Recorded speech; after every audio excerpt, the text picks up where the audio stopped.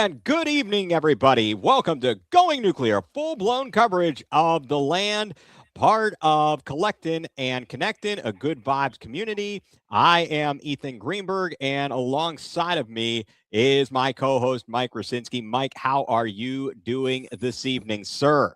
I'm doing good, and happy St. Patty's Day to everyone. Yes, happy St. Patty's Day. It doesn't quite have the same feel when you get to be old, right? No, not at all. Nothing has changed today than didn't happen yesterday. Yeah. There's no going out and drinking green beer or anything today for me. Did you ever do the green beer thing? Oh, all the time in college. You didn't do that at Kent? No, I was a loser, Mike. I'm just gonna be straight up. I was a bit of a party pooper, I think. No.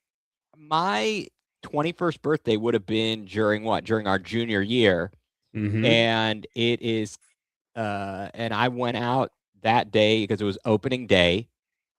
And I went to Rays with a friend of mine from who I knew from high school and watched baseball and sat at Rays, spun the wheel, had a shot, some good stuff like that.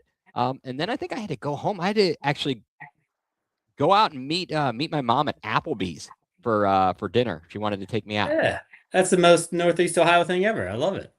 Yeah. Did you ever go to Screwy Louie's in You Kent? know, the During it? I did go to Screwy Louie's a couple of times as a student at Kent. Interestingly enough, I was able to go there before I turned 18 because I was a student at the Stark campus of Kent during my senior year of high school. So I had a student ID. So I just showed him my student ID and was Good able and enough. was good enough able to go there. I did go there a few times. I think freshman year, old Screwy Louie's. Yep. And then one more I'll throw at you, and then we can get on to it. Panini's down there by the river. Did I go to the Paninis down there? I had to. Yeah. I definitely, yes, Yeah, definitely that went was to a Paninis. yeah. Okay, those were good Oh, St. Patty's Day spots too. Back in the day. yeah. Well, Paninis. I mean, you got to talk about some great sandwiches there. I mean, you're throwing fries on the sandwich. You Oh don't need yeah. you don't need Permani Brothers to have a sandwich with fries on it, right? No, and now they've cleaned up Kent, and I don't know. It's not the same. Not saying Not it's bad. It's just not the same as when we were there. really. I mean, I haven't been back to the campus recently, and of course, I'm not there to party. Yeah, I think we need to go back and party just for old time's sake, Mike. I, I We could I don't know if that's crash. a good idea, but I think it would be an excellent idea. We can crash some of the frat parties. I think about some of the things that I might have done there. Yeah. Maybe there's a yeah. statute of limitations. I'm hoping We'll have to that. make sure to bring the kids too when we do this. Oh yes, an excellent choice. I think that Yeah, would be good. That will keep us from going to the to jail.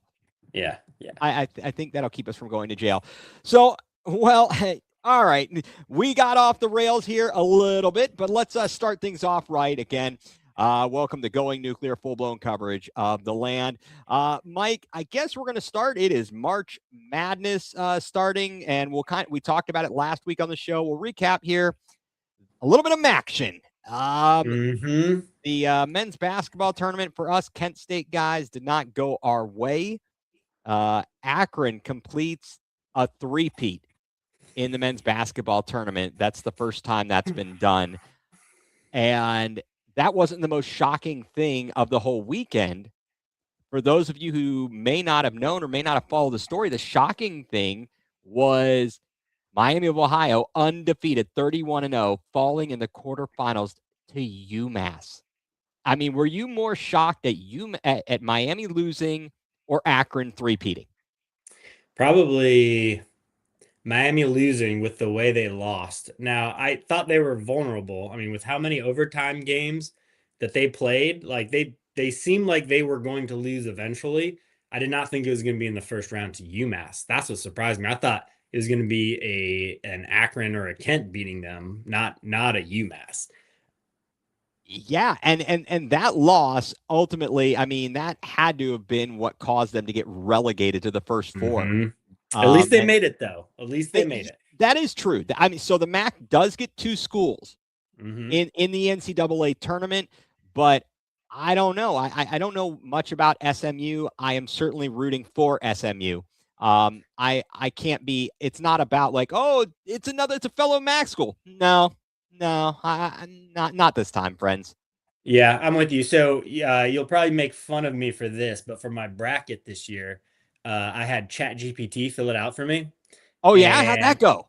it has SMU beating Miami, Oh, good, good. I but like it that. also has Akron winning in the first round, which I was not a fan of. But Well, Texas Tech is without their, I think their leading scorer. What's his last name is Toppin, and I yes, think it's like JB Toppin. that Or was the reasoning ChatGPT gave me too for picking Akron over eh, Texas Tech. that smart, very smart. Do you remember those commercials for the was it the Philips Magnavox? Smart, very smart TV. Yes. With the Smothers Brothers. Yeah.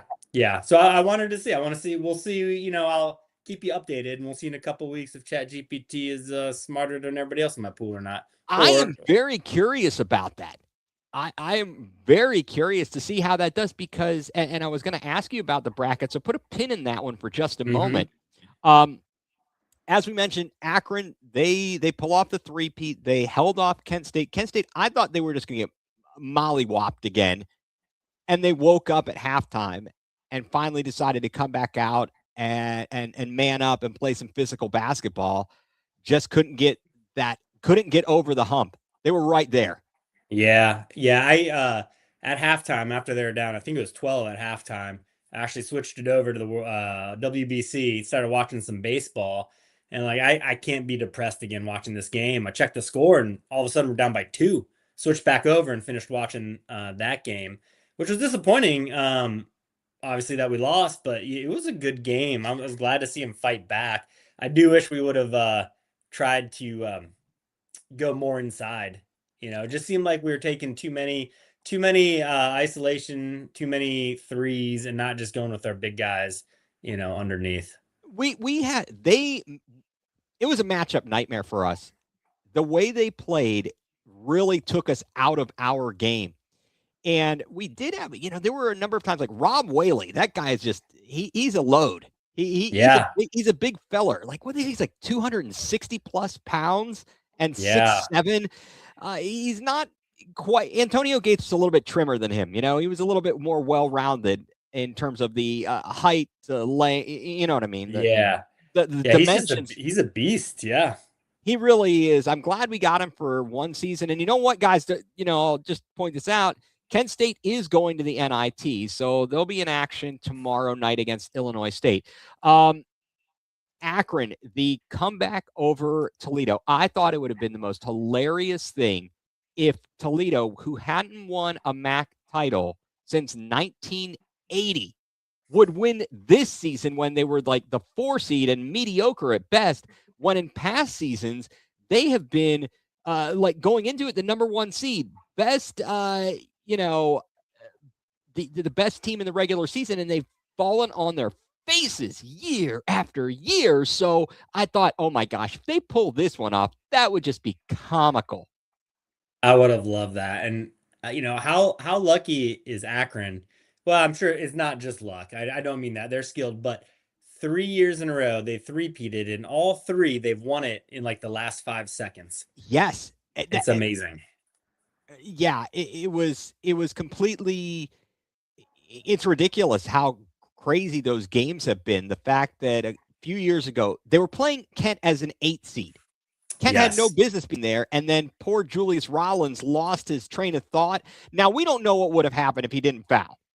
Akron Right. might have still scored, but he just lost his train of thought, his mind. He fouls after we finally get up by 1 with less It than was like 10 four seconds. seconds left. Yeah, Yeah. it was crazy. And then last year, I don't know that I even watched last year because I think I was probably boycotting it. Right. And this year I watched because Toledo was playing so well. I'm like, all right, you sucked me in. Now I got to watch this. So, all right, let's see what they can do. I know a lot of Akron folks still love to talk trash about Kent State. And okay, that's wonderful and all, but like, when are you going to win a game in the NCAA tournament? Great question, because Kent's got a few wins in a couple different tournaments. They do. And even in the other tournaments we've gone to, we're winning games. Last year we won a few. And And yes, and Mike, I did say correct. Mike from the UK, thank you for tuning in. Everybody, thank you for commenting and tuning in. I said they were going to blow that lead. I'm like, I don't feel good about it. I saw the lead. I'm like, I don't feel good about it for Toledo. Akron earns a 12 seed. They're taking on Texas Tech. That's going to be tough. But like we've discussed, Texas Tech without their best player. Now, and is that showing a little bit of respect for the MAC with Akron being a 12 seed, and then also having Miami possibly, as an 11 seed if they win? Yes and no, because if you recall, the Kent State was an 8 seed the year they had Chris Singletary and Al Fisher. And that was the same year they went out to St. Mary's and beat St. Mary's in what was then the Bracket Buster weekend and had gotten ranked in the top 25. They were an 8 seed and they stunk against UNLV. Yep. So there have been teams that have been gotten a higher seed. Certainly, but I do think potential 11 and 12 is actually really good. So your point is well taken. I don't think it's the highest, and I can't remember what Miami of Ohio was in '99 with Wally. Were they in 11 that year? Great question, but I will find out for you. All right. Well, you look that up. So let me ask you this question: with Miami getting placed in the first four, did the NCAA get it right? Do you think that losing one game should have resulted in them getting relegated to the first four? No, I think that's pretty ridiculous. I mean, the only team to go undefeated in the regular season, and then you have one slip up, and essentially they're saying they're one of the last four in. I get the whole strength of schedule argument and everything, but when you beat everybody that's in front of you, what are you supposed to do? And the coach, Steele had a point that some of the bigger schools wouldn't play them. They tried to schedule some. Whether that's truth or not, who knows? But I could certainly see that. Yeah, I have a question about that. 2 ranked schools this year. Right. So we played. Who did we play? We played Purdue, and did we play Kansas? It was they. I know, or Texas Tech. #1 at the time. I feel well. Let me go to two things. One, Miami was number 10 seed that year. Okay, and Buffalo in 1999, highest seed ever. Buffalo was number 6 in 2019. Wow, was that under Hurley? I think that's what ChatGPT is telling me. So it could be. I think that's probably a pretty accurate there. But yes, I was just having a discussion with somebody about the scheduling. Kent State manages to play big time teams. We played Purdue. Akron played Purdue. Yeah. You mean to tell me Miami couldn't get Purdue on their schedule, or they couldn't get Ohio State or Dayton, or they couldn't go down to West Virginia? Are you kidding me? Don't give me this garbage that you couldn't get a good school on your schedule. If you're saying, "Oh, come play us at our place," well, yeah, you're out of your mind. You got to be willing to travel and go and take on the teams. And so don't give me this baloney that you couldn't get them to schedule you. I'm sorry, I don't buy it. It might be a bit truthful that they didn't, but I feel like the effort. So do you think they were disrespected for getting the play-in game? With all of that being said, yes, I think that they deserve to just be straight up in going undefeated. All of that rhetoric, but I do feel that they are kind of being slighted, being put in that first four. They're not a middling team in the conference. They were obviously they won the regular season. They're the only undefeated team in the entire country, and yet somehow they ended up, because of that one loss, they end up being placed in that first four. So looking at, if we talk about the schedule, Kent State did take on, a number of good teams in out-of-conference play. They played UNC Wilmington. UNC Wilmington is in the NIT. They were the regular season winners of the CAA. So that was a good out-of-conference matchup. But we did play Portland up in Portland, Oregon. They're always tough. Purdue and it feels like there had to have been at least one other really tough team. I felt like there was, but I guess not. Yeah, we had 2 top 25s, if I Okay. remember. You're on Well, there, I mean, I right? guess was Miami a top 25 when we played them? Well, you're not counting them. Okay, we played Um, Southern Mississippi, and earlier in the season we played Troy. Was it Troy that we played, or somebody else in it? No, it couldn't have been Troy. I'm having a bit of a brain fart here. we're In gonna terms of in terms of who we played. I know we played Austin Pay, but and Roberts. Man, who knows? Well, it is what it is. The point being that I think we've seen schools from the MAC schedule tough out of conference games, and I don't know how much of that to buy from Travis Steele. Ohio State, the Ohio State Buckeyes are back in the big dance for the first time since 2022. They are an 8 seed. They take on TCU, and the glorious prize is advancing. Whoever wins that one advances, and they'll take on the winner of the Duke Siena 116 matchup. So, yeah. Are you at all interested in Ohio State basketball at this point, or have they kind of lost so much luster that, there's not much relevance to it? Yeah, no, I haven't been following them at all. I guess I'd rather see Michigan lose than Ohio State win at this point because that would just be a great upset. That's where I stand. Yeah, that is beautiful. I love that. You're right on point. We're on the same wavelength here, Mike. This is why these things work. As mentioned a little bit earlier, Kent State not in the NCAA tournament, but they accepted the NIT bid. They will take on Illinois State tomorrow night on the road. A couple of teams turned down the NIT. I believe I saw Virginia Tech, and I think Belmont, to name a couple that turned down the NIT. What do you think? So, do you think it depends on the school as to whether or not going to the NIT is disappointing? I guess, but I still don't get it. You're playing to go to a tournament, like to go to some type of championship. If anything, um, it prepares you a little bit for next year as well.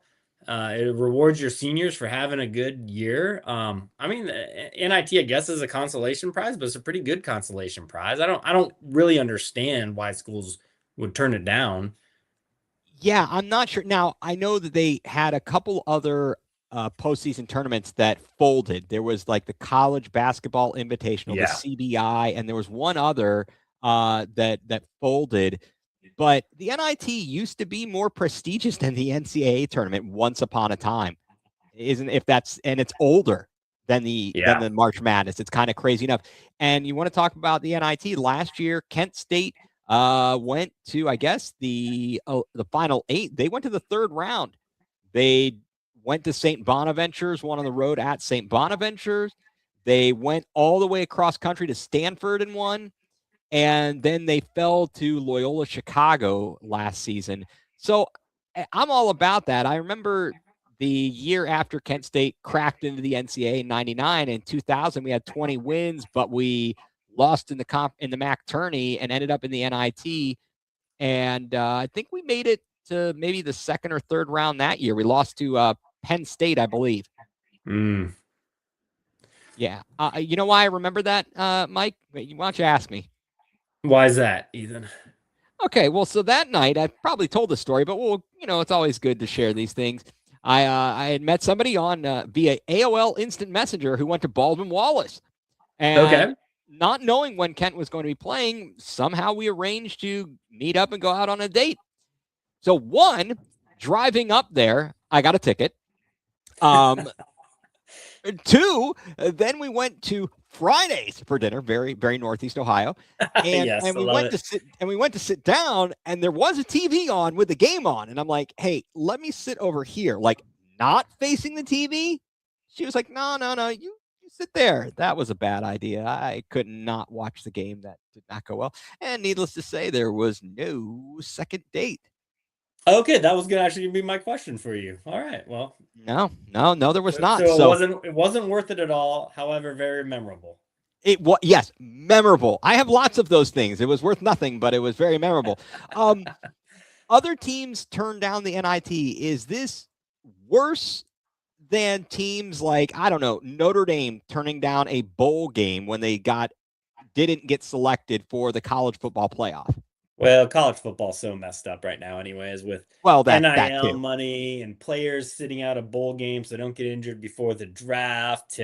I mean, college football is always going down this road, anyways. And this was the first like big school to just not play in a bowl game, because bowl games, they don't mean anything anymore like they used to, 15 years ago.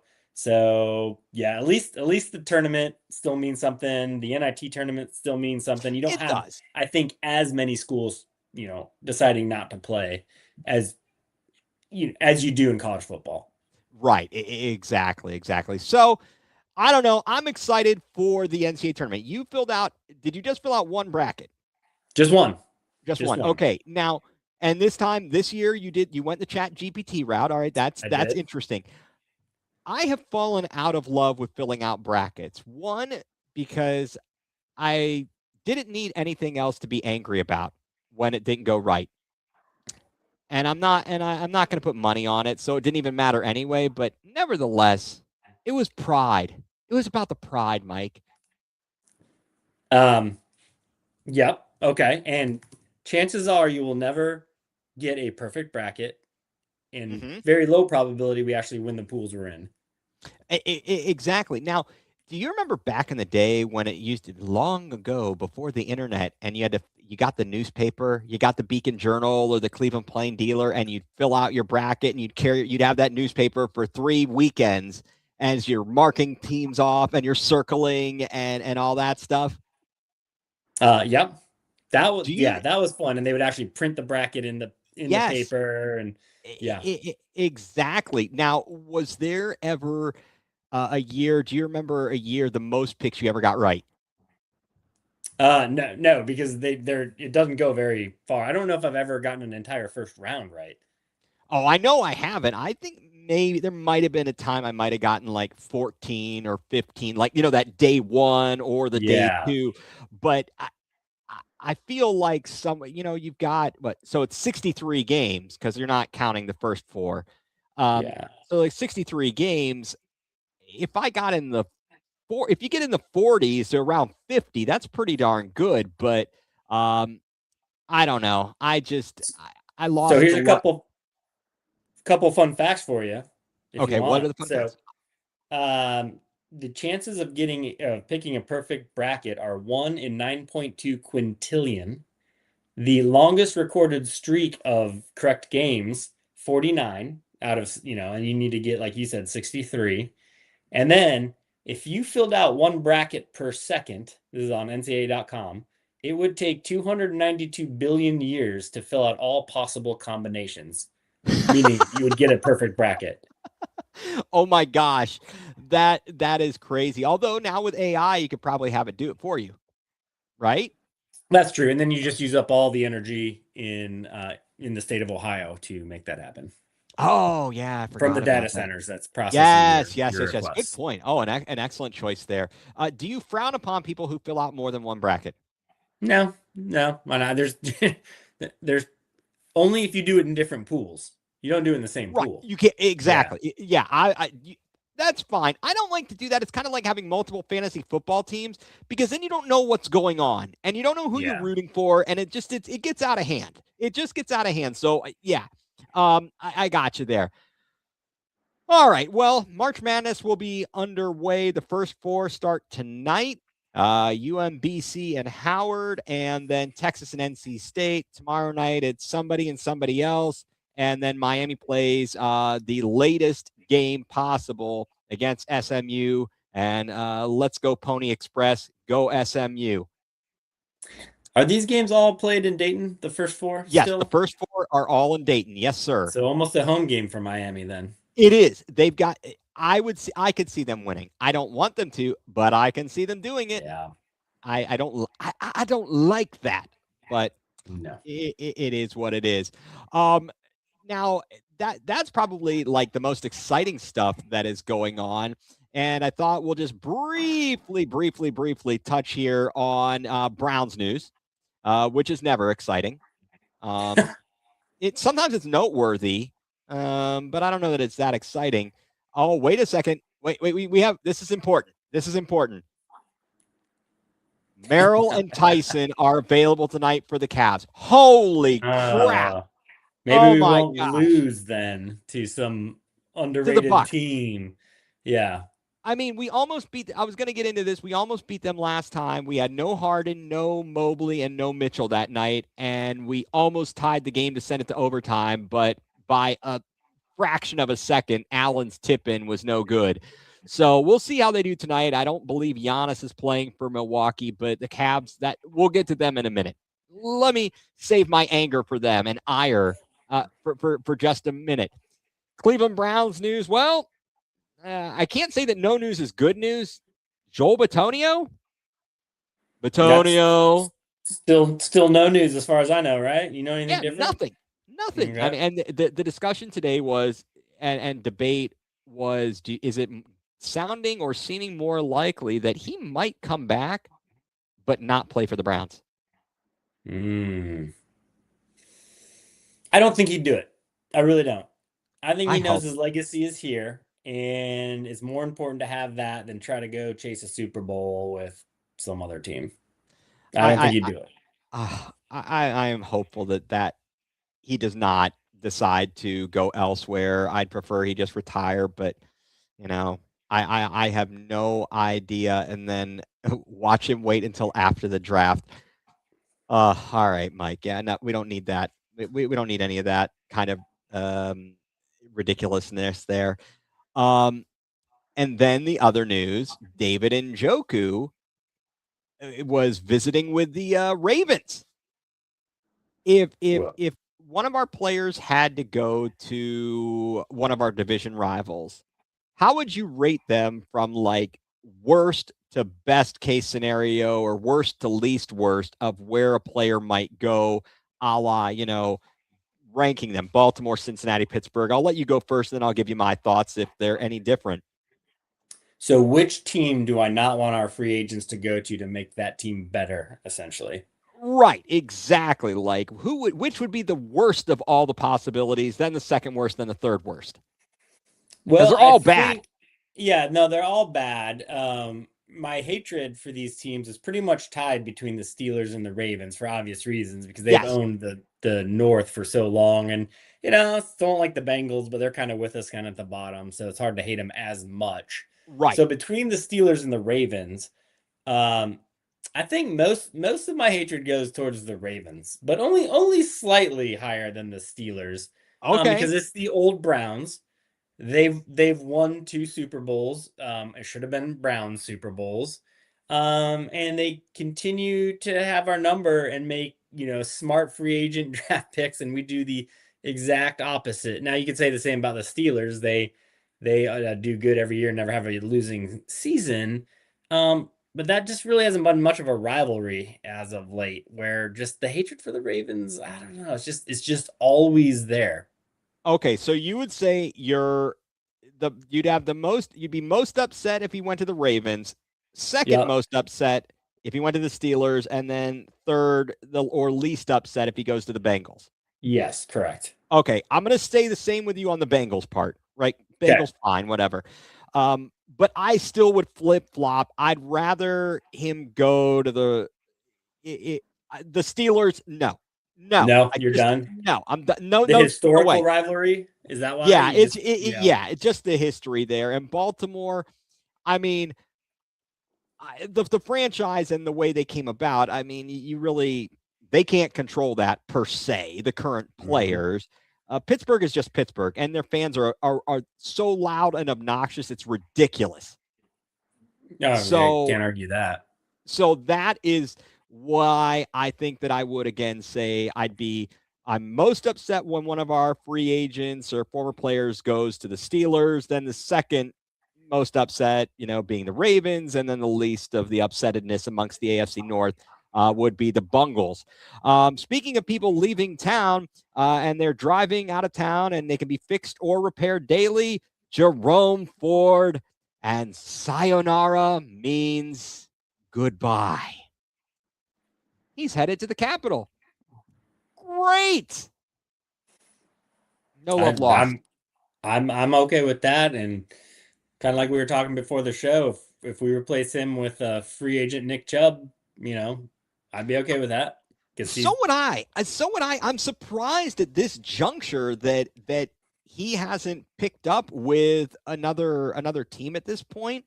But of course, I think that a lot of teams are going to be looking at the draft and trying to figure out what they've got going into the season. You think about injuries. I could definitely see him getting picked up. If a guy like Kareem Hunt can get picked up, multiple seasons after training camp, I don't see why a guy like Nick Chubb wouldn't get picked up, to be a third down, a third option at running back. right. He'll get you some tough yards. It's he's not the same guy, doesn't have the same burst, but that would be amazing to have him come back. Think about it like how so Ernest Biner, he came back after certainly after the fumble, he leaves, Yep. he goes to Washington, and then eventually he makes his way back. Did Mac leave and come back, or was he always with us, but he ran into problems with some drug issues? Yeah, I remember that part. I don't know if he ever left or not. Yeah, I'd have to look back at that. That's my poor memory and trying to shoot from the hip. Okay, so here's a English soccer. I do not want Njoku going to Baltimore, like Hayden going to Pittsburgh, or in our Tottenham Hotspurs, or Saul Campbell going from Spurs to Arsenal. That means Spurs and Arsenal, as you may or may not know, is Cleveland, Pittsburgh, except closer. It's like the North London derby. I mean, it's nuts. You don't want to be in that showdown there. Let me ask you this though: is the Ravens picking up Njoku actually worse for them? They lost likely, and they pick up Njoku, which I think is a downgrade. Oh, absolutely. He is, unfortunately for him, he's on the backside of his career. He ended the season on the injured list. Although his last catch was a touchdown. Hell of a way to go out. Yeah, okay. he landed on his knee, I believe. I might be getting that wrong. Either he or Fannin, someone caught a touchdown pass, and I think that was their last play of the season. It was kind of crazy. I've flushed the 2025 Brown season. I don't even know what happened anymore. Right. Thank you. Jed Wills to the Bears. What do you think about that? Great. Who cares? Hey, get Caleb Williams killed. Excellent. Hey, Yeah. all right, Kenny. Yes. Hey, happy St. Patrick's Day to you. No more green beer up in here. Yes. Okay. And Drew, my man Drew, it was Njoku, he believes. Okay. Yeah. I'm pretty sure he caught the touchdown, landed on his knees, and that was it. So, all right. Good luck, Baltimore. Yeah. I think that actually Baltimore's not a good fit. Baltimore's offense is going to stink. They hired a defensive coach. They were already having issues on offense, and then they hired Jesse Minter, a defensive coach. So I don't know how great of a situation that is going to be. I'm just sitting here watching the moves that are being made. So far, we talked about it. I like the free agency moves that the Browns have made. And certainly we're not done yet. There could potentially be some trades. Who knows? And we're headed to the draft. Let me just ask you this. I don't know if you've been listening or following all these mock drafts. We've got 2 picks in the first round. I think we would agree, or we did agree, that the positions of need or most need are offensive line and wide receiver. Yes. And do you have a preference on which position you would address first and why? I think, it's all dependent on who gets drafted ahead of us. We're sitting at number 6, and then what's available. I think we're at what, 20 something for our second first round pick. But I think just based on need, I would rather get the offensive lineman first, because I think that is a position that if you draft right, now we screwed up with Jedrick Wills, but if you get it right, you can have somebody set them and forget them. You're going to have them for 10 years, Okay. hopefully. Because we haven't drafted a first round offensive lineman since Wills. And before that, well, Batonio was a second rounder. Other than that, we haven't drafted an offensive lineman in the first 2 rounds. So I Right. think it's time. No. So I'd rather have him go at number 6. Okay. So I'm actually going to go the opposite of you there. Okay. I think that as great as Joe Thomas was, what did we win as a result of that? Could you not get some, if we still took another offensive lineman, but with the later pick in the first round, who is good? Maybe they're not a future Hall of Famer, right? But they're still really good and are going to give you 5, 6 seasons, and you get a potential Hall of Famer at wide receiver. Would that not serve you better for a team that had such an anemic, terrible offense? Maybe. I mean, offensive lineman is involved in every offensive play. The wide That's true. receiver isn't. But I get your point. We have not had dynamic. Well, I mean, we have had dynamic receivers in the past, not necessarily through our draft, but we had even Judy was not last year, but 2 years ago was pretty dynamic, and it didn't get us anywhere either. Right. No, I agree. But if you look at teams and you look at the ultimate wide receiver ones in the league, dominant, and how they can elevate their team, you look at a Justin Jefferson, a Jamar Chase, you see what they can do for those teams. And we have such horrible receivers. And I feel like Andrew Berry is less likely to miss on the wide receiver if he takes the wide receiver early in the first round rather than later, where you're kind of at that point guessing. You're like, all right, well, this guy isn't the best. This person has this and this, maybe, you talk about, what is it? It's Jordan Tyson. So Jalen Tyson's brother, he's got injury history. Denzel Boston, Malachi Lemon is small. All these guys, you start looking later in the round and you have to look at their deficiencies, right?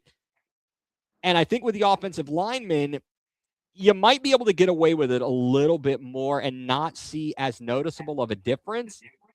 I don't know. It's a tough call. I'm going to have to just kind of wait and see what happens. But I was thinking about the fact that we took Joe Thomas in that draft instead of potentially taking Adrian Peterson. That was the debate beforehand. Obviously, Adrian Peterson had a Hall of Fame type career, minus the issues that got him in trouble for saying that he hit his child with a switch or whatever it was that got him into some hot water. And then even after having a horrific, injury, he comes back and then had an amazing year after that. And no, did he win anything? No. But we didn't win anything either with Joe Thomas because, and Tony Grossi pointed this out today in a conversation he had with Joe Thomas. Joe Thomas kind of saying how he was only sorry or felt bad he couldn't score. Yeah. You can only do so much, yeah. You can only do so much. You can block, but if the guy throwing the ball is throwing it to the wrong team, if the person trying to catch the ball is dropping the ball, if the person running the ball isn't hitting the hole, there's only so much you can do. But I don't know. It is what it is, and we'll have plenty of time to talk about that. And I don't know, Mike from the UK, he now this is two things. One, our last wide receiver in the first round was Corey Coleman. We traded back multiple times and ended up with Corey stinking Coleman. That is forgettable. So are you going to be disappointed if we trade down again this year? Okay, last year I lost my ever-loving mind at the draft party. Okay, I remember we talking about that. Yes, when we traded down, because I thought, why are we not getting Travis Hunter? But obviously it worked out. It worked out. I like how that all went. I won't be completely upset, but it depends on who's on the board and who we end up passing up. Yeah, that some team goes up and takes, and we're forever playing against that person.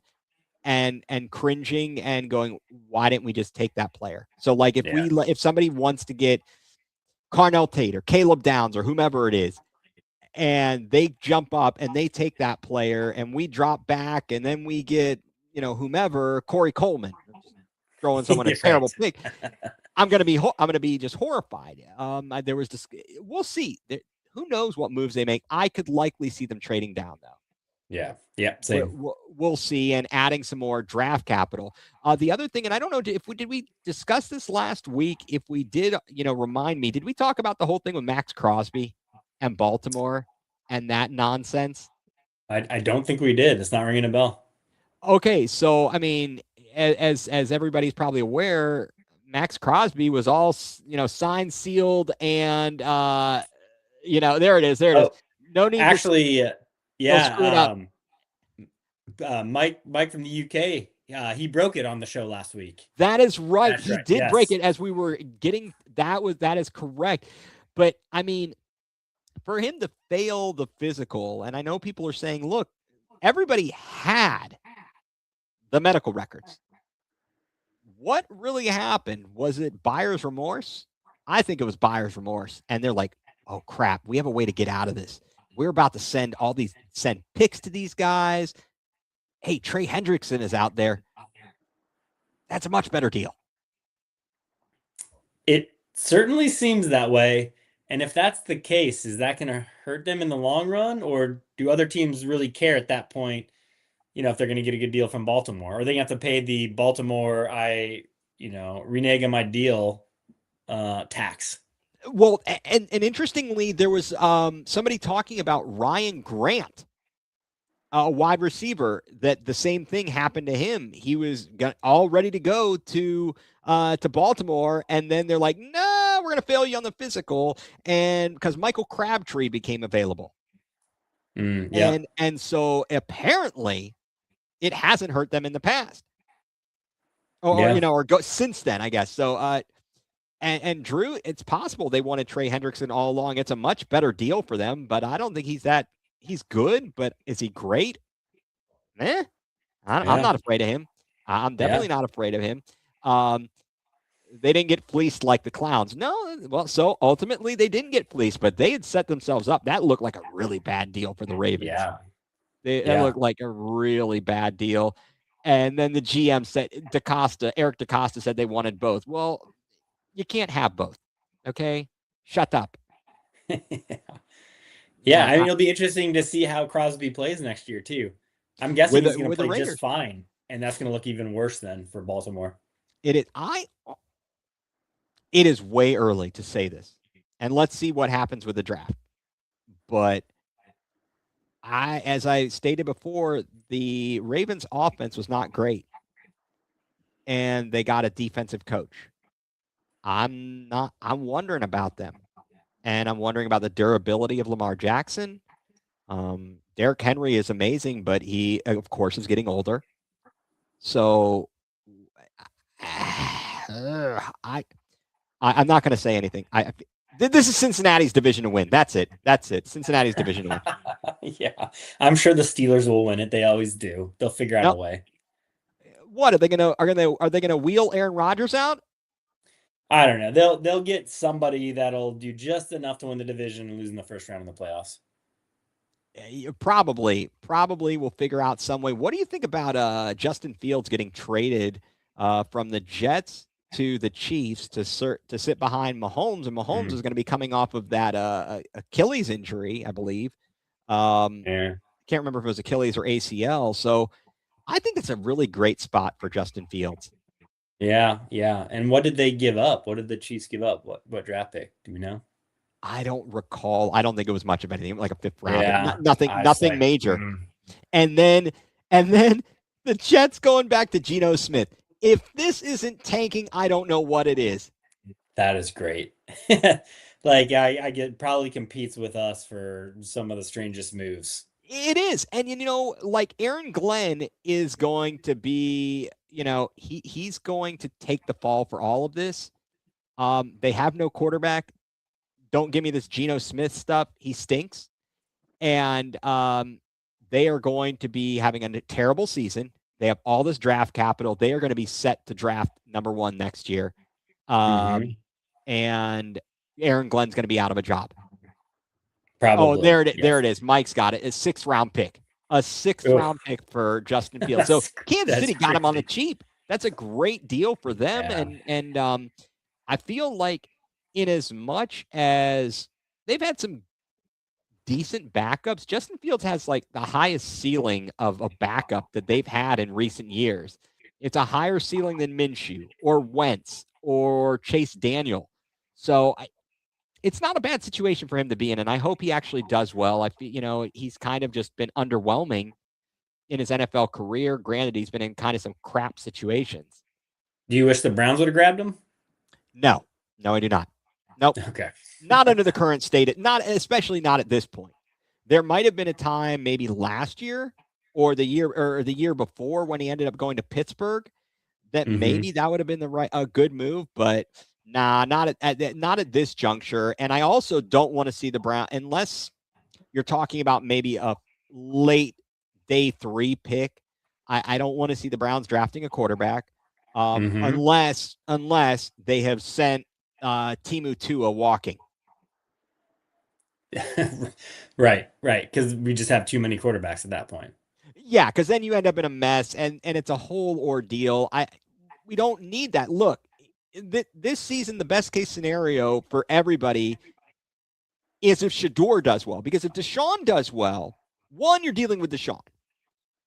And just in and of itself. 2, this is his last year of his contract. He's not coming back here. We're not paying him $1 bazillion again.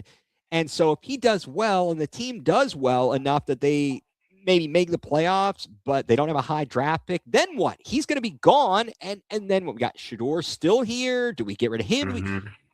It's a nightmare. You want Sanders to either sink or swim. And preferably you'd like him to swim so that he does really well. And next year we're not looking at a quarterback, and we can use any additional draft capital we might get this year to continue to build this team. We really have some good building blocks here. I think. And I agree. And let's see, they got Geno Smith in a pick swap. Okay. All right, the Jets. That's right.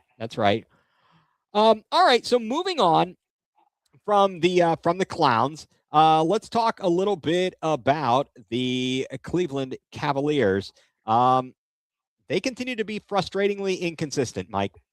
Yeah. I mean, you come out and you see Max Strus have an amazing first game back, and somehow we still blow the game to the Mavericks at home, nonetheless. Like with in the injuries that we had, as Mike pointed out, we have Tyson and Merrill coming back. They weren't playing Sunday, but you wouldn't think that would cost us the game against the Mavericks at home when Strus is back. You're right. It is incredibly frustrating. What is going on? We think we're rounding the corner and playing like the team we should be, and then we have a game like that.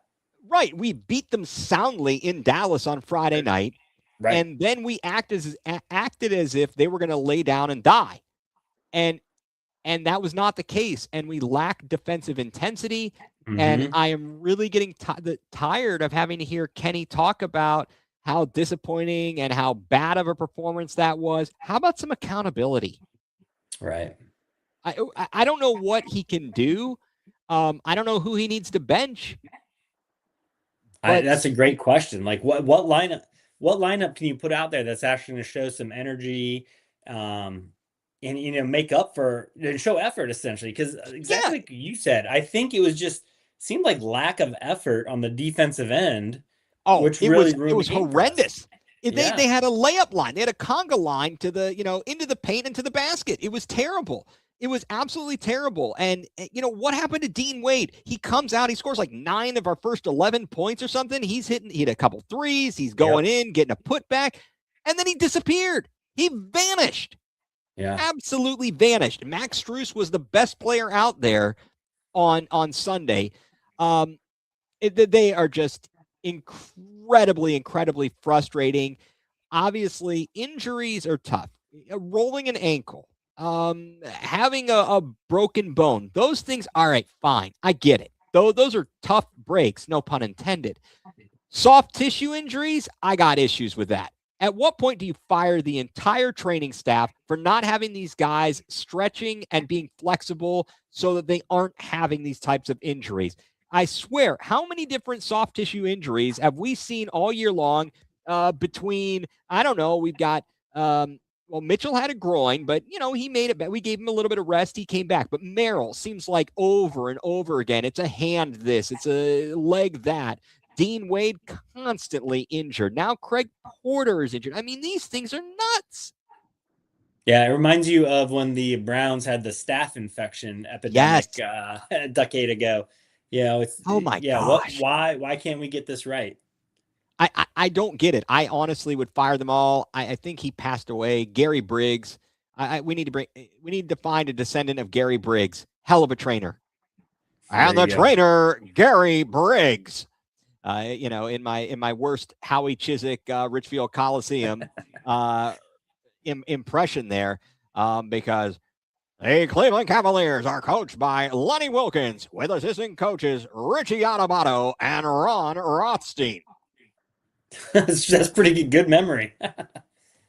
Believe me, I replayed that over and over in my mind. I did, that was my sideshow there, my side gig, doing the starting lineup for your Cleveland Cavaliers. But now let's see. So that's an issue. I'm not sure you guys know the extent of the range. Yeah, I don't know the extent of the range of the soft tissue injuries. But my issue is just, why is this? It seems like it's happening too often. Yeah, like get a different stretching regimen before the game or after the game or something. And I think it's and so here's another question. We talked about this with everybody in their Achilles. Are these guys too muscular? Like, can you find me Paul McKeskey? Can I get some big slow white guy out there that like looks unathletic, yet he's healthy all the time? Yeah. Yeah. I think there's plenty of those out there. At least slow, athletic, unathletic white guys. You got two of them right here. So. Well, yes, exactly. No, and I get it. I appreciate the comment. I understand that soft tissue injuries can take you weeks of healing. I get it. I'm not saying that it's more the frustration that it's happening so often than it is them not being able to play. I understand you have it, but I also know that it seems like, and I shouldn't say I know, it seems like back in the day, in the past, those types of injuries didn't keep people out as often. Did they play through the bumps and bruises more? Did they feel like they didn't have a choice? Like there wasn't as much, you're not guaranteed as much money. I don't know all the reasonings, but it just it seems like it's become an epidemic. Yeah. So I don't know. Let me ask you this question about the Cavs. Pivoting though to a different topic. We're 2.5. We're number 4 seed right now. 2.5 games behind New York. 2.5 games ahead of Orlando. With that's a good one too. With it looks like the easiest remaining schedule. Would you like us to stay in the 4 seed? Would you? So we played Detroit possibly in the second round, but would have to face Orlando in the first round at home. Or would you rather move up to the 3 seed where you hopefully get out of, playing Orlando if it were to stay now, but then you have to deal with Boston in the second round? I would prefer at this juncture, I think that it would be better served for everybody. And I think this is where they're going to ultimately end up. I think they're going to end up in the 4 and have to deal with Orlando, but I think they can deal with Orlando. Orlando, I don't know how they scored as many points as they did the other night. That's right, outrageous. Again, a debacle. It's a debacle. We got to play better defensively and have a better defensive mentality. I can't believe is this all about Jared Allen, even though the lights were too bright in the playoffs a few years ago, and sometimes he kind of shrinks. I feel like we need him. His presence is very important. Yeah. And to Mike's point, I'm going to say 4 seed and healthy. What Yeah. about you? Yeah, I'm with you. We play Orlando here next week as well, so that'll be good test to see if they can get it together. But I could envision a scenario if we keep playing like we did on Sunday, where we fall out of the 4 seed too, because Orlando had been playing great until they lost last game, and they're only 2.5 games behind us. Yeah, I, I believe we will hold on, but nothing. I mean, I, in that I am, scenario, we still play Orlando in the first round. We're just but not the home not team. having home court advantage makes it. Right. I think that does make a difference. We certainly play much more energized basketball at home, and I don't want to have to go to a seventh game on the road with this group. I I don't agree. have that confidence in them at all. Yep. Moving forward here, just a real quick shot here as we are approaching opening day of baseball for the Cleveland Guardians. Just over a week here, I believe. What, next Wednesday or next Thursday, the Guardians open. So it's right upon us. Jose has a little bit of a shoulder ding. They pulled him out of the game the other day, or well, they actually didn't pull him. He injured his shoulder, they believe, while stealing third base in the second inning. He didn't come out until he was pinch hit for in the bottom of the fourth by Carter Kaiboom, which is just an amazing name. I really need him to make the roster so that he can have hit some Kaibooms. But are you thinking we need to bubble wrap Jose Ramirez? Uh, yeah, he is getting older. We just talked about injuries linger longer, and then when you get older, they do. So yeah, with the lack of hitting we potentially have on this roster, and him being the only real option we have, yeah, pretty much we do. Yeah, speaking of possible surprises, and this might make me eat crow. Bo Naylor? Could he be for Yeah, real? He they said he jacked a changed, bomb? and he changed his swing in spring training. He's been working on it to, I guess, get rid of some of the hitches he had in his swing, make it smoother. So that would be great if he finally comes around. Oh, it would be amazing. I mean, he started looking better at the end of last season and in the playoffs. Allegedly, there was some work with one Mr. Albert Bell Oh, uh, okay. on his swing, unauthorized, kind of outside the scope of the organization, my As, understanding, or from what I've as heard. long as he But wasn't using a corked back, we'll be all right. exactly. But he hit a bomb for Canada in the World Baseball Classic in the loss to the United States. The controversial third strike ended the game between the Mm, United States and the Dominican Republic. Yeah, please bring the yeah. automated ball strike system. What do you think? Yeah, that was pretty egregious. Uh, I still don't understand why you don't have the ABS system all the time for every pitch. It makes no sense to me whatsoever. And this just proves exactly why. Like that potentially changed the game. Who's going to the championship game? That's huge. Yeah, I don't know, but I've kind of gotten sucked into the WBC a little bit. I'm not fully involved. I'm not like a Firehouse sub. I'm not fully involved. So Um, are you watching the Cavs or US in the finals? Because they're both on at the same time tonight. oh, neither. Um, Neither, because the Cavs are on Peacock, I think, and I don't have Peacock. I might listen to the audio, get it to Sirius XM, listen to Tim Alcorn and Jim Chones. Um, Okay. and the baseball, if I happen to flip to it, maybe I might be watching the basketball, actually, the NCAA tournament. Okay. We've been watching the WBC in our house. It's been fun. You and Mike in the UK. He's Hmm. watched every game. Yep, almost all. Missed a handful, but yeah, I've gotten pulled in a little bit, but not fully involved. So we'll see. I am ready for opening day, though. Yes. Definitely will be exciting for next week when the Guardians get things underway, albeit on the West Coast. So it's going to be a few late nights to start the season. Hopefully, I would like to see them if they can come away 3-3 out of the weekend. Would it be three or I think do they have 6 games on the road or seven? Why do I think it's whether it's 6 or 7, if they come out with 3 wins, I'd be pretty pleased. I feel that Yeah. would be a good way to at least come home and you're not completely behind the 8 ball, and then you open with the Chicago Cubs. on Friday, April the 3rd, my birthday. And hopefully we can exact some more frustration on the Cubbies. Yeah. Yeah, I'm with you. It looks like we have 7 games, 4 at Seattle and then 3 at LA. Okay, yep. And Mike from the UK has confirmed as well. So 4 at Seattle, 3 with LA. All right. Yeah, if we can split with Seattle, go 2-2, that would be excellent. And then if we could pull one out against the Dodgers, I'll take it. You come out of there 3-4 with a 2-2 record against your an AL opponent. That would not be bad at all. I mean, certainly we'll see how it goes. The only problem is I'm looking at it and they're all night games, even the weekend games.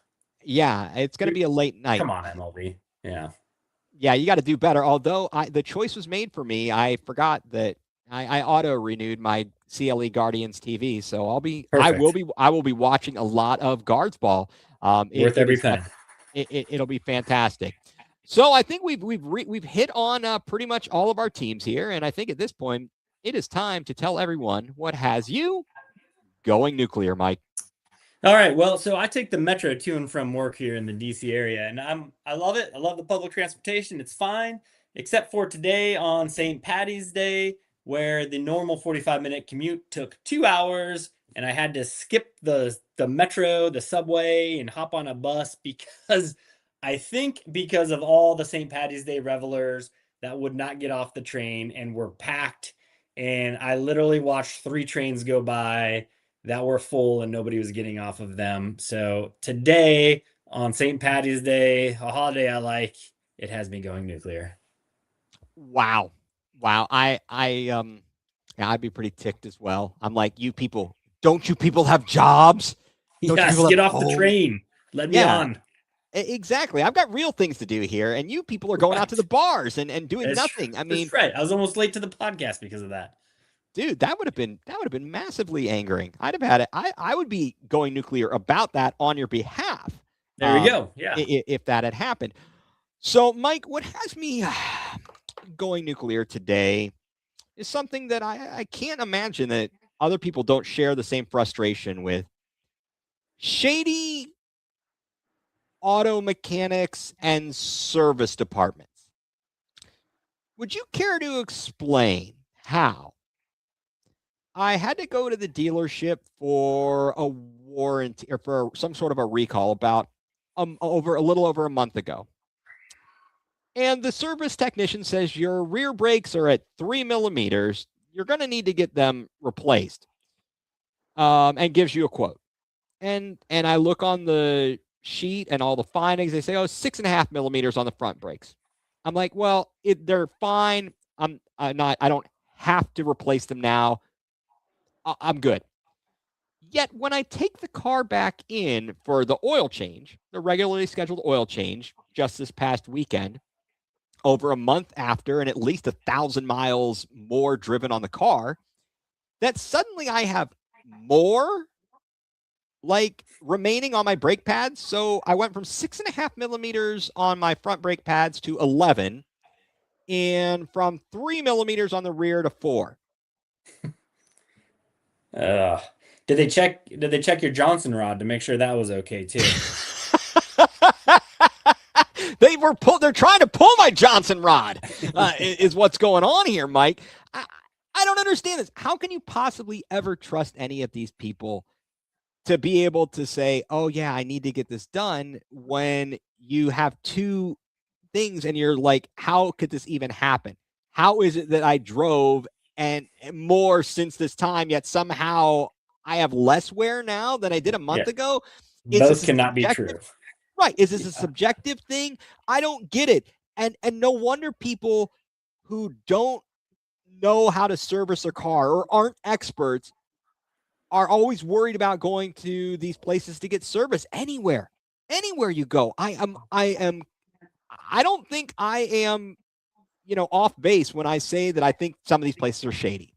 So auto service industry, the mechanics, service technicians, you have me going nuclear. And with that, Mike, I think that's going to do it for us here tonight. We will go and enjoy all of our basketball and baseball and so on and so forth. Want to thank everybody for tuning in, for chiming in on the comments. Thank our man, Paulie Campione, as we are part of Collecting and Connecting, a Good Vibes community. And Mike, thank you as always. Really appreciate it and enjoy having you as always. And with that, let's head off into the sunset and go watch some sports. So for Mike Rasinski, I'm Ethan Greenberg, and you've been tuned in to Going nuCLEar, full-blown coverage of the land.